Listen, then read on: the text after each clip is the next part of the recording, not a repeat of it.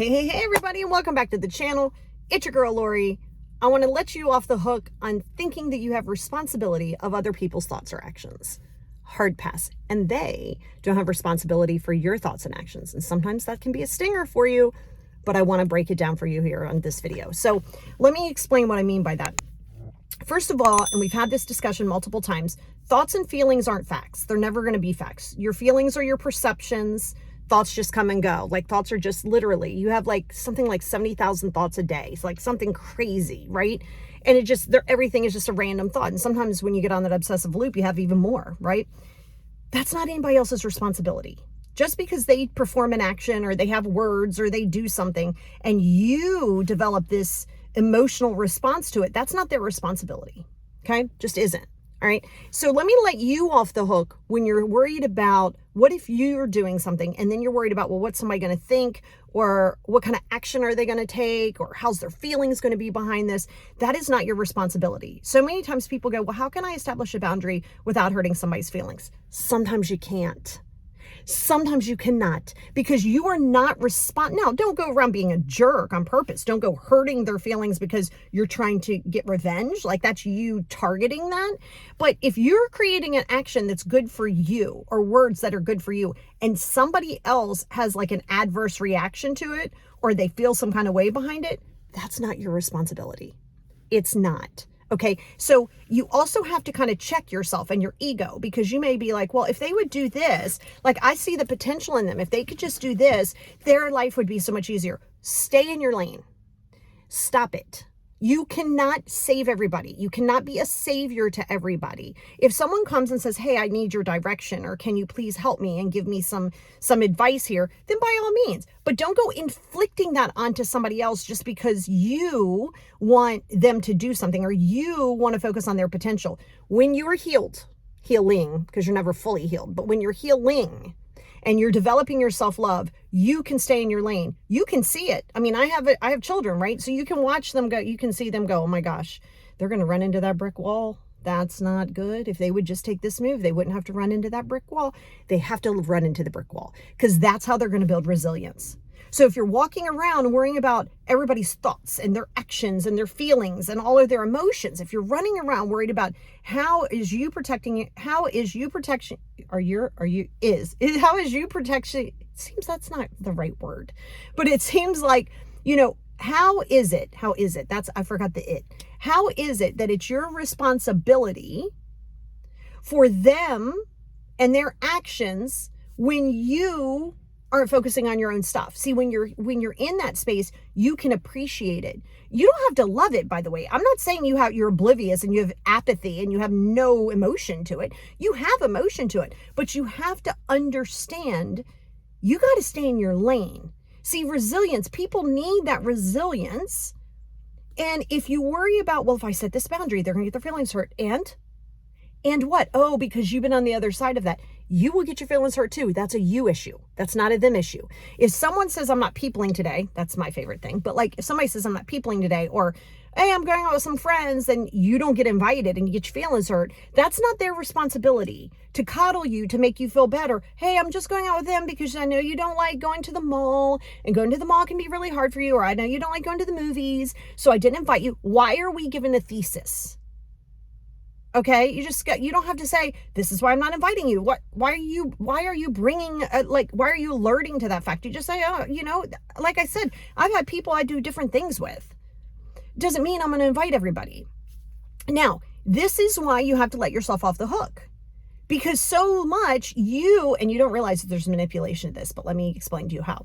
There's a level of manipulation from you when you are trying to people please, which I've said multiple times, because you want it to be this sort of like, oh my God, you really helped me get through this, and you helped me do this, and you helped me do all of these things. But the reality is, no, they don't have to say thank you. They don't have to do those things. They really don't.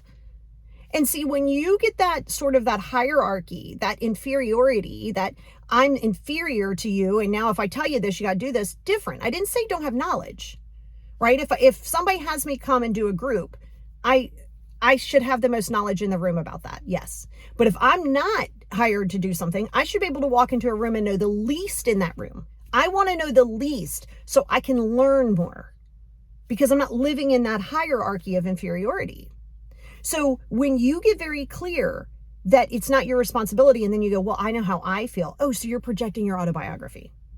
Stop projecting your autobiography onto another human being, right? I have an entire podcast coming out on that because so many people do it. Well, I know what you're going to do because I've been through it. Yes, you can say that if you're like, I'm empathizing with you, but not like, hey, you should not do this because when I did it, you can empathize with somebody because of the simple things that you guys share. But you do not say that to prevent them from doing something. All of my content is here because I've gone through a lot, not just from an educational piece, from an experience piece, which honestly is the most important thing on the planet to me. So my thing, the content is here. If you choose not to use it, don't use it. If you choose to use it, great. It's here and there's tons of it. But I can't worry about how your actions are. What I can do is protect my peace. So if you have the tools, if you go, okay, I see all of the content from you and everybody else on the planet, and you're still living in a victim mentality, I'm not going to deal with it. I'm not going to judge you, but I'm not going to handle it because sometimes people don't want to get better because for so long they've lived in chaos. I was that person, so I can tell you that. Right? Like I'm telling you that from experience. Like sometimes you're like, oh, well, that's, you start resenting people. Resentment is never going to serve you. People don't care if you resent them, by the way. They're not losing sleep over you. They're not. They're going to go live their best life. So if you're going to be miserable about it, that's for you and for you alone.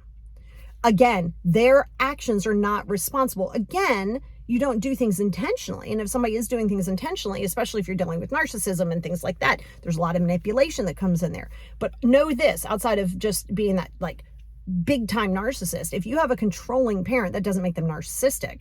And you don't have to deal with them. That's not a rule. So you got to be clear that when you set boundaries, and I'm telling you, not might, it will happen. People are going to get offended that you're acting brand new. They're going to get offended that you're not at their beck and call again. And if you worry about them getting upset or them, let's say you're a parent and the adult kids can no longer utilize you as like free babysitting, and now they're going to try to persecute you and penalize you and keep the children away from you, you're going to have to suck that up. Don't bend over backwards. Do not. Listen, I know your feelings are hurt. Again, their actions cannot be representative of how you're going to carry on with your boundary. At some point, those children will get older. They can make their own decisions. So if somebody is going to utilize something, that's manipulation. Don't give into that. You can't do that. Don't be manipulative and say, well, if I do this, they're going to do this for me. That's manipulation. And that can be from your point too. So you got to get clear that if somebody's feelings get hurt because you're protecting your peace, oh, well. And if your feelings get hurt because they're protecting their peace, oh, well. It is what it is. Everybody isn't going to just be, we would all love this kumbaya moment where everybody just understands everybody okay, that's not going to happen. We can try, but you're going to fail at it. And that's not a good kind of failure because there is no coming back from that. Failure in your life is amazing because you can pivot. Failure to accept a fact that everybody isn't going to, and that means even in your own family. I don't even mean from like some global thing. So you got to stop thinking about how other people's actions and thoughts are going to be in general, period, and then much less based on you and how you're doing things and what you're doing in your life. You got to stop doing that because you're going to feel obligated. You're going to feel stuck. You're going to hold yourself back, right? I've seen adult kids go, well, I'm not going to move away. Or I've seen parents go, I'm not going to move away. Well, okay, I understand you want to be closer. Are you doing it because you just want to be closer? Or are you doing it from a codependent perspective? Remember, love and codependency are two very different things, but they look very similar. They look very similar. And codependency is not great, and codependency is not love. When you're like, I can't live without you, that is not love. That's codependency. When you go, I got to be with you 24/7 a day, that is not love. That is codependency, right? So I got a whole thing coming out on that too. And I do have a series here on YouTube if you go to my playlist, and you can find the codependency series, but because it's true. And so I want you to get very clear, and once again, let yourself off the hook.